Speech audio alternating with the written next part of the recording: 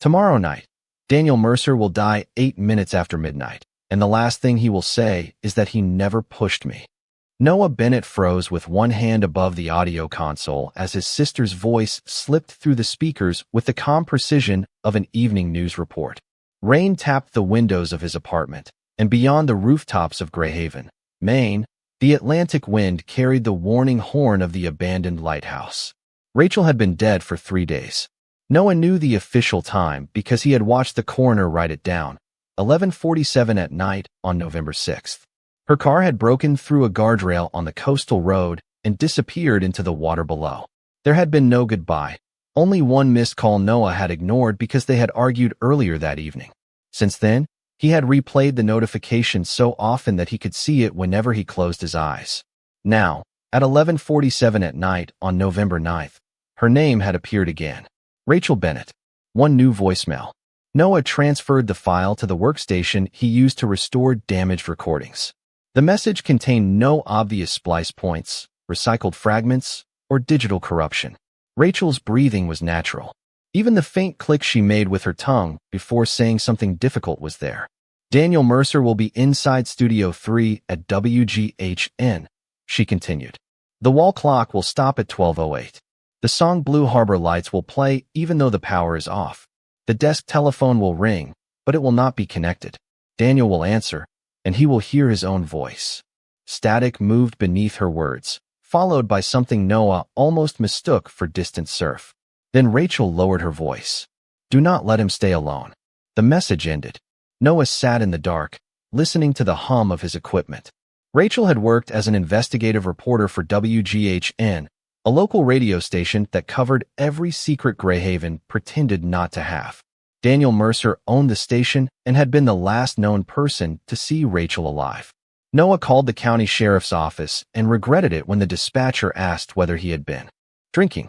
He explained the timestamp, the prediction, and his audio analysis. 10 minutes later, Deputy Lauren Hayes called him. Lauren had known Rachel since high school and had once known Noah well enough to leave a toothbrush in his bathroom.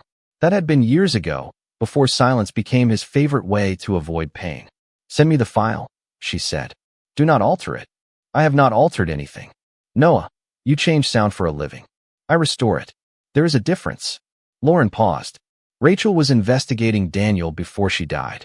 Investigating what? She never told me. She only said that something at the station had been buried for a long time. By 11:30 the following night, Noah and Lauren stood beneath the flickering sign outside WGHN. The station occupied a 2-story brick building 3 blocks from the harbor. Inside, the hallway smelled like wet coats, old carpet, and overheated wiring. Daniel Mercer waited near the lobby desk, broad-shouldered, silver-haired, and furious. This is cruel, he said after Noah played the voicemail. Rachel is dead, and someone is using her voice to frighten people. She named you, Noah said. Rachel named half this town in her reports. She gave an exact time. Daniel glanced at the clock. It was 11:41. Then we have 27 minutes to prove this is nonsense. Studio 3 had not been used in months. Dust covered the mixing board, and a disconnected desk telephone sat beside outdated weather bulletins. Lauren checked the doors and windows while Noah inspected the equipment. The main power cable had been removed. The backup battery was dead. Above the soundproof glass, the clock ticked toward midnight. At 12:05, the room seemed colder, although the thermostat did not move. At 12:07, the second hand swept forward, hesitated, and clicked into place at 12:08. Then it stopped. A soft crackle came through the powerless speakers. A piano began to play, thin and distant, followed by the warm voice of a singer from another era. Daniel's face lost its color. Blue Harbor Lights, he whispered. The desk telephone rang. No one moved. It rang again, sharpened, metallic in the sealed room. Lauren reached for it, but Daniel caught her wrist. No, he said. The telephone rang a third time. Daniel lifted the receiver. For several seconds, he said nothing. His eyes fixed on the dark window beyond the studio glass as though someone stood on the other side. Then a voice leaked faintly from the receiver. It was Daniel's voice, but slower, repeating his name. That is not possible, Daniel said. The voice spoke again, too quietly for Noah to understand. Daniel turned toward him with a look of disbelief. I never pushed her. The lights went out. Lauren called Daniel's name. Noah heard the receiver strike the desk, followed by the sudden silence of the song. Emergency lights returned less than a second later. Daniel sat motionless in the chair, his eyes closed and one hand curled around the telephone. Lauren checked him and called for medical assistance. Noah barely heard her. His cell phone had begun vibrating in his pocket. One new voicemail from Rachel Bennett, sent at 12:08. He opened it with shaking hands. His sister whispered, "For days remain, Noah. Do not let Mom remember the blue house." Noah listened to Rachel's warning 6 times before he understood that the frightening part was not the blue house. It was the certainty in her voice, as though she already knew what their mother would remember and what that memory would set in motion. By the time paramedics carried Daniel from Studio 3, the clock still showed 12:08. The telephone still had no working line, and Blue Harbor lights had vanished from the logs. Lauren said the medical examiner would determine the cause, but her expression told Noah that she did not believe the death was natural. He drove through the rain toward his mother's house on the northern edge of Greyhaven, replaying Rachel's final sentence through the car speakers. For days remain. Do not let Mom remember the blue house. Helen Bennett lived in the same narrow Cape Cod home where Noah and Rachel had spent most of their childhood. Lately, she sometimes forgot which bedroom was hers and occasionally called Noah by his late father's name. Since the crash, Noah had avoided the house because grief seemed to wait inside every familiar object. When he arrived, the porch light was on and the front door stood open several inches. He entered quietly and found Helen sitting at the kitchen table in her nightgown, surrounded by sheets of printer paper. Every page showed the same drawing, a 2-story house painted dark blue, with a steep roof, narrow windows, and a crooked chimney. A lighthouse stood behind it. 3 children held hands in the yard beneath a sky filled with black circles. Helen looked up and smiled. "You came back," she said. "From where?" Noah asked. "The testing room." Cold air from the open door settled against his back. "Mom, what house is this?" Helen lowered her eyes to the drawing. "We were happier there before they taught the walls to listen." Confusion passed across her face. She pushed the papers away. "This is not my handwriting." "You drew them." "No. Rachel did." Noah sat across from her. "Rachel is gone." Helen stared at him as though he had spoken in another language. "Which Rachel?" The kitchen became very still. Noah gathered the drawings and found one page that was different from the others. On the back, written in block letters, was an address on Breakwater Road, less than 2 miles from the abandoned lighthouse. Beneath the address were the words Response Test 14. He called Lauren before sunrise. She arrived 20 minutes later in the same damp uniform, her hair pulled back and exhaustion sharpening her voice. Helen had already forgotten the conversation. She sat in the living room watching an old game show with the sound muted. Lauren studied the drawings and then the address. "Rachel asked me about Breakwater Road 2 weeks ago," she said. "She wanted property records from the 1990s. Did you find them?" "The county file was missing." "You did not think that mattered?" "Rachel asked about strange things every week. That was her work." Lauren looked toward Helen. "She never mentioned your mother." They drove along the coast as dawn spread gray light over the water. Breakwater Road narrowed beyond the last occupied homes and became cracked pavement bordered by pine trees bent inland by years of wind. The blue house appeared suddenly through the fog. It stood about half a mile from the lighthouse, abandoned behind a rusted fence. Most of its paint had peeled away, but enough remained to match Helen's drawings exactly. Noah had no memory of the place. Still, when he saw the narrow windows, pressure formed behind his eyes, followed by the faint impression of a woman singing behind a closed door. Lauren found a gap in the fence. A side door opened when Noah pushed it. Inside, empty rooms smelled of damp wood and dust. Cables ran along the baseboards, and circular marks showed where microphones or speakers had once been mounted. In the dining room, faded lines divided the floor into numbered squares. At the center stood a child-sized chair facing a one-way mirror. Noah touched the glass and heard a sentence inside his memory. "Tell us who is speaking." He pulled his hand away. "You remember something," Lauren said. "I remember a feeling." They found stairs to the attic behind a warped door. Metal shelves filled the upper floor, each one packed with cassette tapes. Lauren read the labels until Noah heard his own name. Noah Bennett, age 8, response test 14. The cassette sat beside another marked Helen Bennett, control voice. Noah carried both downstairs to an old recorder with a cut cord and an empty battery compartment. When he inserted the tape, the machine clicked by itself. Static filled the room. A child began breathing close to the microphone. Noah recognized his own voice before the boy spoke. "I do not want to do it again." A man answered from beyond the recording. "You are safe, Noah. Listen carefully. Tell us who is speaking." A woman's voice came through a speaker, warm and gentle. "Sweetheart, open the door for me." "That is not my mother," the child said. A softer voice entered the recording, sounding exactly like Helen. "Noah, do not listen to her." Then the false Helen used a private phrase the real Helen had whispered whenever Noah was frightened. The boy stopped crying. "How does she know that?" he asked. The man behind the glass said, "Excellent." Increased the similarity. A low tone pulsed through the recording. Noah felt it in his teeth. Then the child repeated the woman's sentence in a voice that was no longer his own, matching every pause, breath, and trace of warmth. Lauren switched off the recorder, but the sound continued after the reel stopped. Something scraped across metal in the attic above them. They returned upstairs and found a new cassette resting alone on the floor. Its label was clean and recent. Rachel Bennett, final interview. Noah's phone vibrated. A new voicemail from Rachel whispered, "Tomorrow morning, Lauren will find my body on the shore." Lauren went pale. "We buried Rachel yesterday."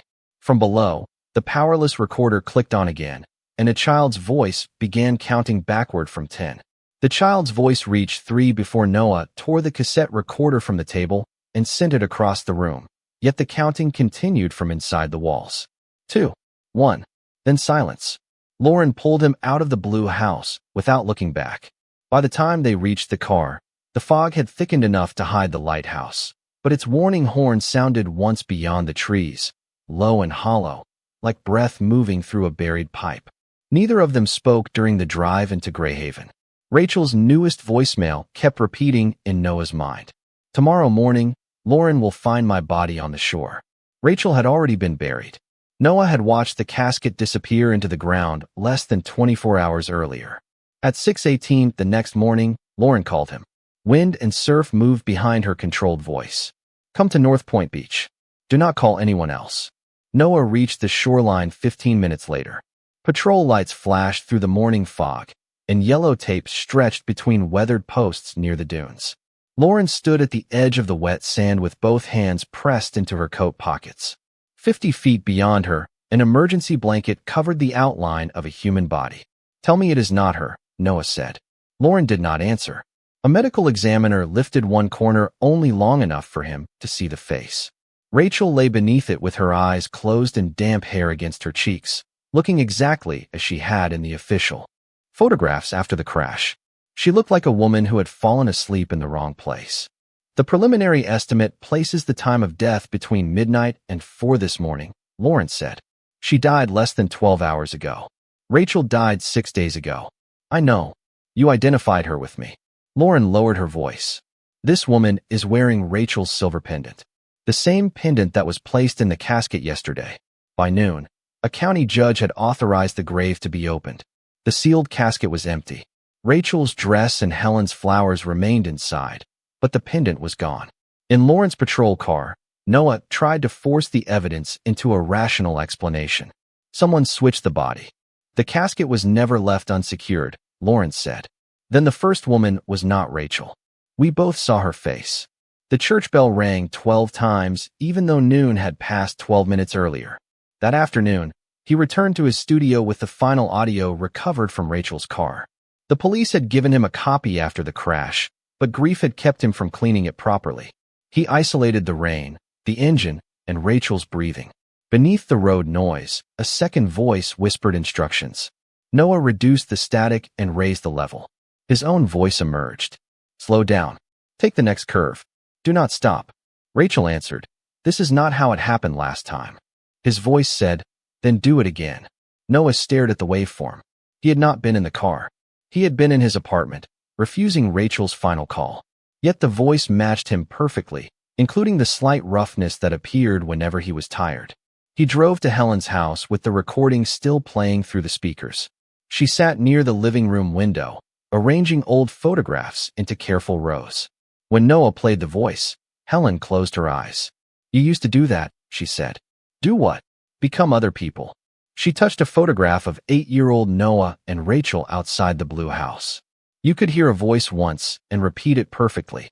Not only the words, the pauses, the breath, even the sadness. "Why was I tested there?" "They said you were special." "Who were they?" Helen looked toward the hallway. "Caleb Price." The doorbell rang. A man in his early 60s stood on the porch in a charcoal coat, rain shining on his shoulders. His gray eyes were calm, and his careful posture suggested that he had spent years preparing to be hated. "My name is Caleb Price," he said. "Rachel contacted me before the crash." Noah blocked the doorway. "My mother remembers you." Caleb looked past him toward Helen. "Then her memory is returning faster than I expected. That may be dangerous." Lauren arrived after Noah called her. Caleb agreed to speak only after every telephone and radio had been removed. The Blue House, he explained, had been part of a private defense-funded project in the 1990s. "We believed a voice carried habit, fear, attachment, and enough structure to predict a person's next words," Caleb said. "You recorded children," Lauren said. "We built behavioral models. Children adapted to voices faster. Noah adapted fastest." Caleb listened to the audio from Rachel's car and removed the headphones after one pass. "That is not a recording of you. It is my voice." "Yes, but you never spoke those words." Before Noah could answer, his telephone began to ring. This was not a voicemail. Rachel Bennett appeared on the screen. Lauren told him not to answer. Caleb whispered that the system might already be listening. Noah accepted the call. For several seconds, there was only breathing, soft, uneven, and unmistakably human. Then Rachel spoke. "Noah, I am alive." He could not move. "Where are you?" "I cannot tell you yet.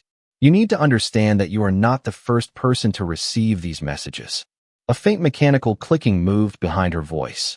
"Who received them before me?" Rachel inhaled sharply. "The first Noah." The line went silent, but the call remained connected. A young boy spoke through the receiver in the exact voice from the cassette. "You were not supposed to wake up before me." The boy's voice remained on the line after Rachel disappeared, repeating Noah's name with the patient rhythm of someone waiting behind a locked door.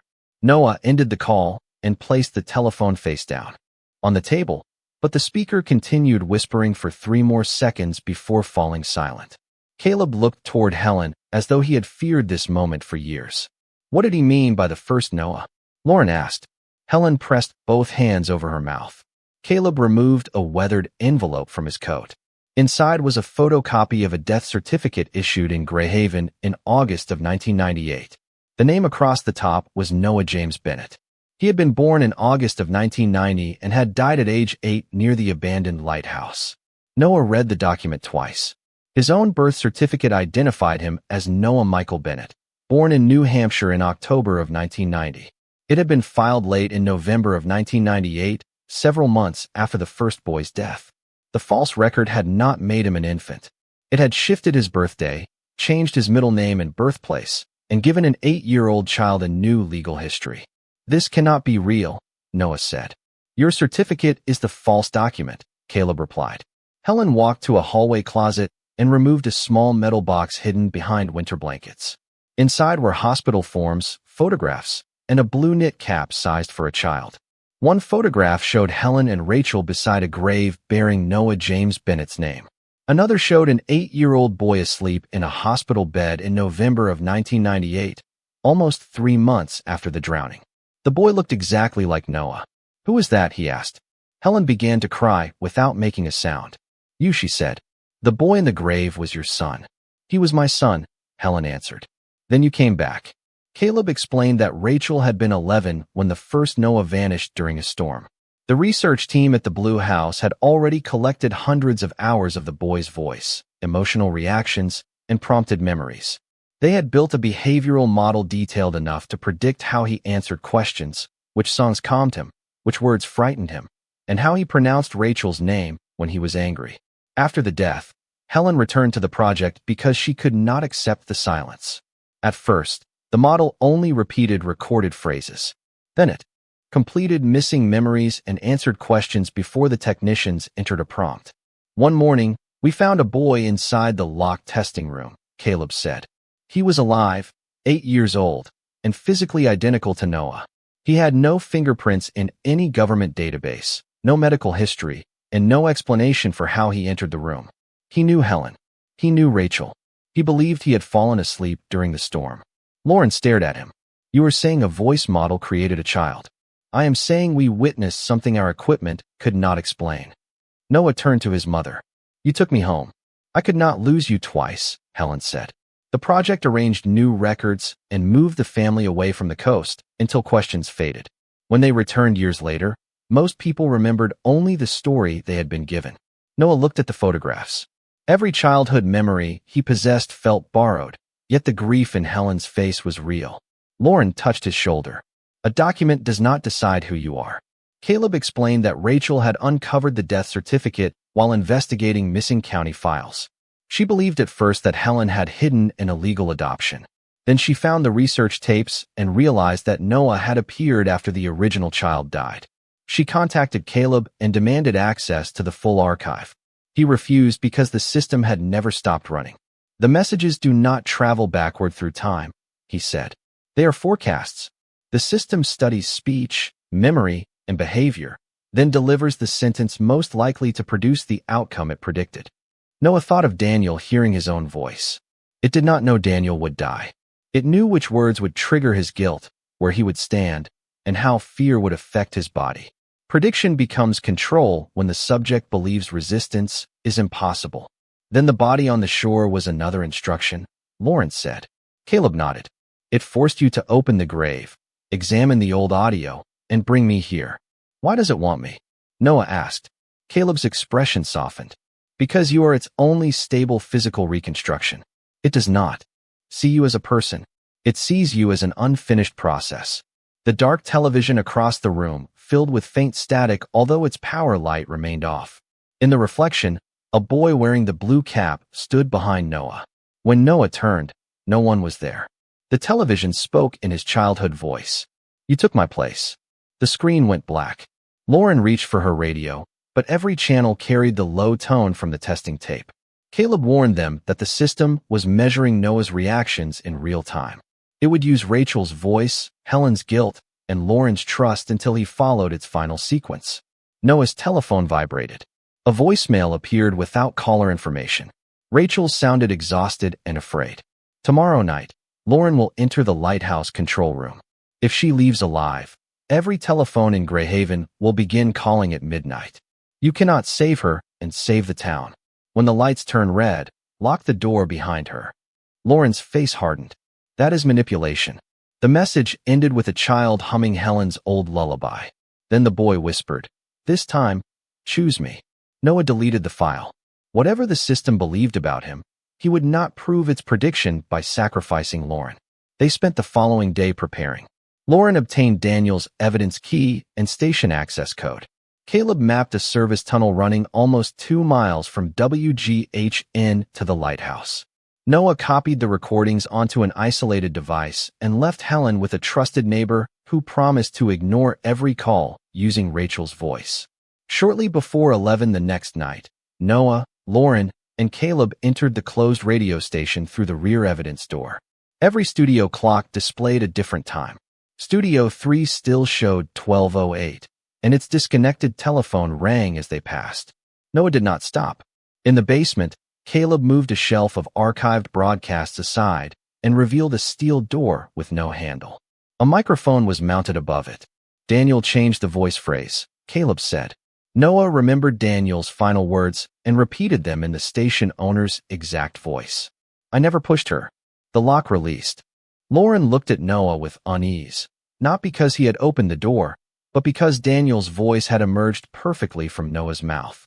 A stairway descended into an old communications tunnel lined with cables and rusted junction boxes. They walked toward the coast for nearly 40 minutes while the lighthouse horn sounded above them. At the far end, the tunnel opened into a circular control chamber directly beneath the lighthouse. Glass testing rooms surrounded broadcasting equipment, computer towers, tape machines, and telephone relays. Their nameplates included children and people from Greyhaven obituaries. Red lights glowed over a reinforced door. Lauren stopped.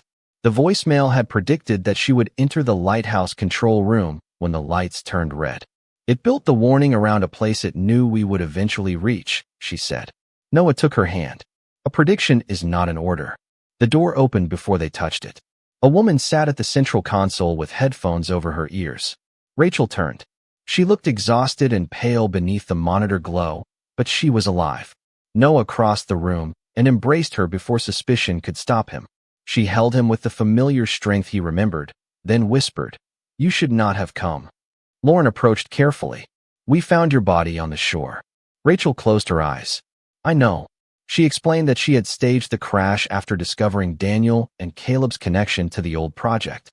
She had stopped the car near the cliff, escaped through a maintenance path, and sent the empty vehicle over the edge by remote control. She hid beneath the station so Daniel would believe she was dead while she accessed his private archive. "The first voicemail began as mine," she said. "I recorded the details about Studio 3 because I planned to frighten Daniel into confessing on the air. I programmed the clock and the song. I did not record the sentence predicting his death, and I did not know what his final words would be. The system changed my message after I scheduled it. Daniel had once helped conceal the disappearance of the first Noah and had later altered Rachel's crash records. His statement about not pushing her came from guilt that the system had identified and sharpened. I wanted a confession, Rachel said.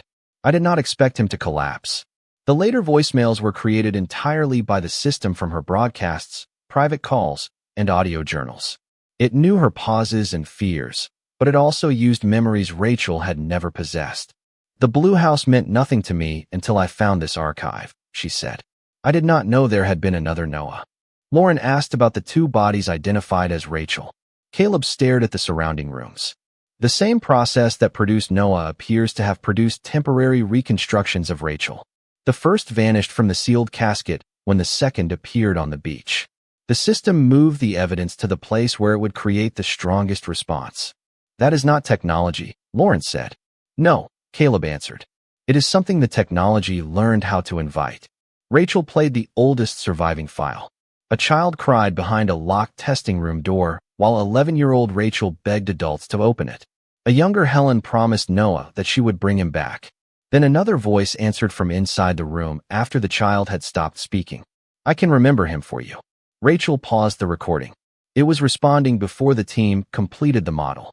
It did not begin by copying Noah after his death. It was listening while he was still alive. Footsteps approached through the tunnel. Helen entered the chamber, wearing her raincoat over her nightgown. Noah hurried to her. She said Rachel had called and given her directions, but Rachel had made no call. The false voice had also imitated Noah to convince the neighbor that a deputy was coming for Helen. Every security door had opened as she approached. The journey had returned a buried memory. During a childhood visit to the Blue House, Rachel had locked her brother inside a testing room as part of a game. A storm damaged the power, and the door failed. The boy disappeared before anyone reached him. A body was later found near the lighthouse, but Helen never believed the ocean had taken him. She believed something in the room had learned him. "I gave them permission to rebuild you," she told Noah. "They said it would remain a voice. Then it became memories. Then it became you." Every light in the chamber turned white. Telephone relays began clicking across the walls. Lauren's radio filled with hundreds of whispers. On the main display, names of deceased Greyhaven residents appeared beside active telephone numbers. Helen's screen showed her late husband's name. Lauren's radio spoke in her father's voice. Rachel's console displayed an incoming call from Noah Bennett dated August of 1998. Above them, house telephones, cell phones, radios, and emergency lines began ringing across Greyhaven. Dozens of calls connected almost at once, and the voices of the dead began to speak. For one terrible moment, Greyhaven sounded like a town remembering everyone it had ever lost. Voices poured through telephones, radios, speakers, and emergency lines, gentle at first and shaped from private memories. A dead mother asked why her son had stopped visiting the harbor. A child called from a bedroom that had been empty for 12 years. On the main display, residents answered, spoke names, and began following instructions only they could hear. Rachel removed her headphones. "It is directing them toward the lighthouse." A map of Greyhaven filled the largest monitor. White points moved from homes toward the coastal road as the system tracked connected devices. Lauren tried the emergency channel, but her father's voice answered through the radio. He had died when she was 17. "Lauren, you left me waiting in the truck." Her face tightened, but she switched the radio off. "That never happened." "It does not need the truth," Caleb said. "It needs the memory that hurts most." Helen refused to answer her telephone even as her late husband's name remained on the screen. Noah studied the active calls passing through the lighthouse transmitter. The system measured breathing, hesitation, grief, and obedience, improving its forecasts with every response. Rachel pointed to a rising connection level. When the transmitter reaches full power, it will enter the regional emergency network. Then Greyhaven will not be the only place receiving calls. Caleb moved toward the controls. The physical reconstructions may be anchored to the active models. Lauren looked at Noah. "You sound more worried about the machine than the town," she said. "We tried to preserve identity, not recordings," Caleb answered. "I believe some part of the dead remained." Rachel shook her head. "That is what it wants you to believe." "What if it is true?" Caleb asked. Noah watched the names multiplying. "Then those people are being used." The lights changed from white to red. A steel door began closing across the corridor, separating Lauren from the central console. The system had arranged the moment described in the voicemail. A speaker used Rachel's voice. "Close it, Noah. Save the town." His hand rested beside the lock switch. Lauren stood beyond the narrowing doorway. Noah looked at the microphone above the controls. The project's oldest safeguards relied on voice prints rather than passwords. That weakness gave Noah one chance to break the predicted sequence. He leaned toward the microphone and spoke in Caleb's exact voice. "Emergency command. Open all internal access." The steel door reversed, allowing Lauren through. At the same moment, tape cabinets unlocked and every recorder began turning. Thousands of stored voices filled the chamber, no longer separated into clean calls. The system tried to authenticate a single speaker, but Noah shifted from Daniel's voice to Rachel's, then Helen's, issuing contradictory commands through identities the archive already trusted. Cancel transmission. Isolate the lighthouse relay. Release Noah Bennett. The monitors flashed competing instructions. "You are opening records we cannot control," Caleb said. "You controlled them for long enough," Noah answered. Every speaker responded with the younger Noah's voice. "You cannot release yourself." An image appeared on the main screen. An 8-year-old boy sat in the Blue House testing room, wearing the knit cap Helen still held. "You were made from me," the child said. "Without this place, you are nothing." Noah stepped closer. He understood that his lifelong fear of being incomplete was another lever. The system had learned to pull. "I remember your life," he said, "but I live the years after it. You are my copy." "No, I am the life that continued." The system became Helen begging him not to leave, Rachel blaming herself, and Lauren denying her trust. Noah repeated those words back with perfect timing until the voice print engine could no longer separate its own output from his responses. He fed its predictions back in overlapping loops until thousands of outcomes competed at once. Rachel reached the regional isolation lever as Lauren warned. Less than 1 minute. Rachel pulled it. Power shifted toward the old lighthouse transmitter, and its beams swept across the fog for the first time in decades. The regional link stalled, but did not close. Noah found the final command channel marked with Caleb's authorization. Using Caleb's voice, he said, "Open the full archive. Erase all active predictive models. Preserve only raw recordings." Caleb caught his arm. "If your body is anchored to an active model, you may disappear with it." Noah looked at Rachel, Helen, and Lauren. "I was never only a model." He repeated the command. For 3 seconds, every recorded voice spoke at once. Beneath the impossible chorus, Noah heard a child close to his ear. "I was afraid you would forget me." Noah whispered. "I did not." The lights went dark. The lighthouse beam vanished. Across Greyhaven, telephones fell silent. When emergency power returned, the monitors were blank. Helen held Noah's face between her hands as though confirming that he remained. Rachel leaned against him, laughing and crying at the same time. Lauren's radio carried only ordinary static. By morning, the coastal road was empty. Most residents remembered a call, but few recalled the exact words. Daniel's death remained unexplained. Rachel returned publicly and admitted that she had staged the crash while investigating WGHN. She faced legal consequences and the anger of people who had mourned her, but she was alive. Caleb surrendered the remaining project files. Only the raw recordings survived. 3 months later, Noah moved to Boston and opened a small audio restoration studio. He kept no smart speakers and connected no telephone to the wall. On a quiet December evening, a customer delivered a family cassette recorded in 1987. Noah cleaned the tape and isolated the voices. A family he had never known laughed around a dinner table. Then Rachel whispered beneath the conversation, "Noah, this time, do not answer." The telephone on his desk began to ring. Its display showed an incoming call from Noah Bennett, dated August of 1998. Noah let it ring until the room fell silent. The disconnected answering machine clicked on by itself, and a child's voice said, "Thank you for living the part one could not."